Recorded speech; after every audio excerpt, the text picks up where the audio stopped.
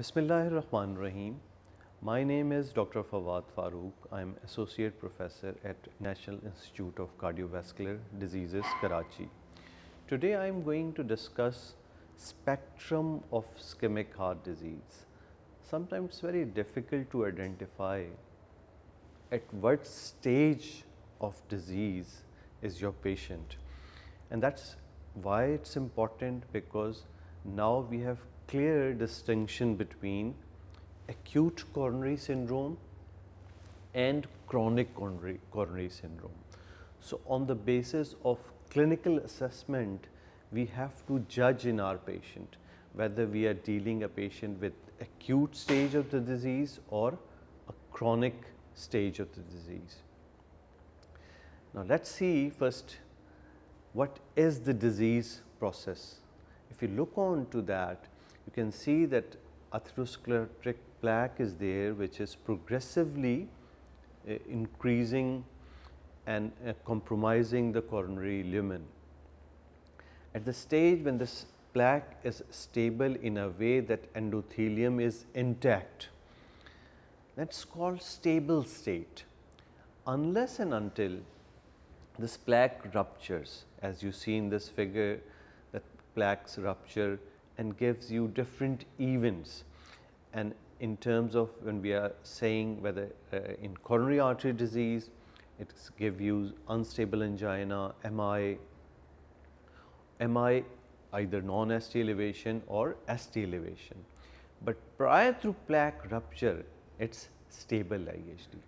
And the key thing is to identify from external features, that is symptoms, ECG and even troponin, to whether your patient is in stable state or unstable state, because the management is very different in two stages. So, let us move first discuss acute coronary syndrome. As I already described, that acute coronary syndrome can give you three further clinical conditions: unstable angina, non-ST elevation MI and ST elevation MI. Now, one thing very important in acute coronary syndrome is to judge on clinical assessment, are you dealing with a definite ACS or a probable ACS? Because the difference between the two is that if you are dealing with a definite ACS, your further workup is only to classify it into its three classes, either it is unstable angina, non-ST elevation or ST elevation. But when you are dealing with probable ACS, then your further workup is first to validate, are you dealing with acute coronary syndrome or not. This point is very important to understand, because certainly you do ECG, ECG shows clear changes, ST elevation or ST depression, you are very much confirm that this is a true or definite ischemic.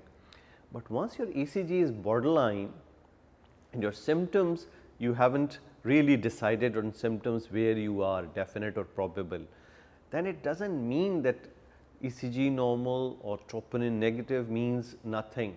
No, it is all history which gives you an idea that you are dealing a definite or a probable.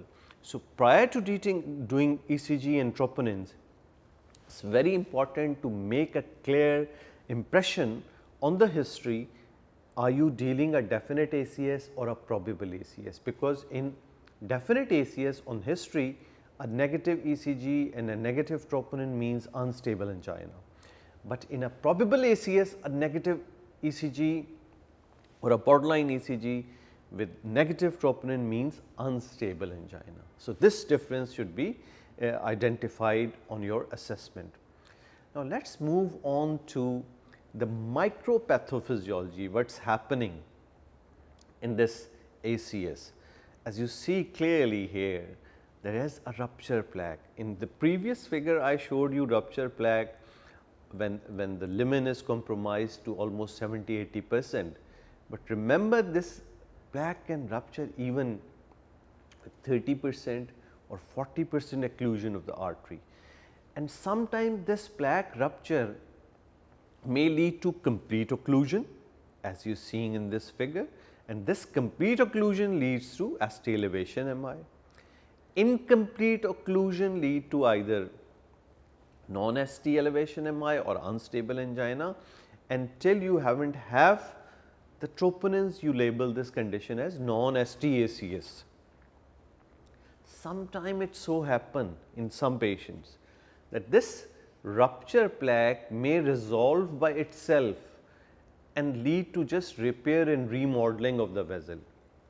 And you may come across patients who had a past history for weeks or sometime even for months having this intermittent resting pains for short duration of time and for like 15 minutes, 20 minutes, and then it resolved by itself and then subsequent event.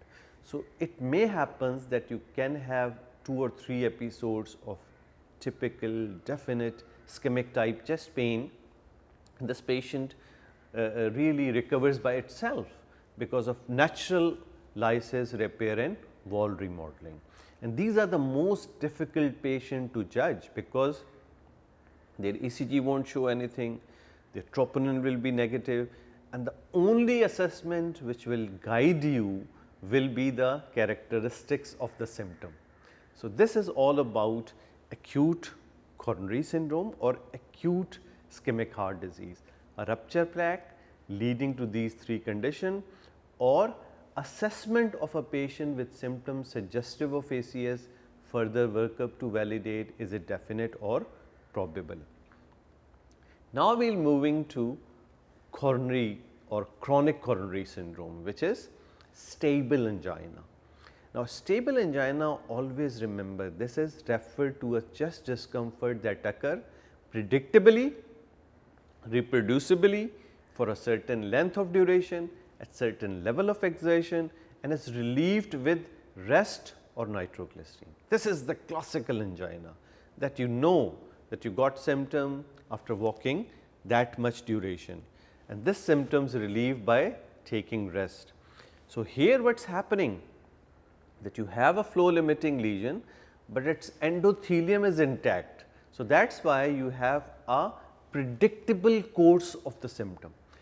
This is the way it is different from, because there you have atherothrombosis, a rupture plaque which can go to any side.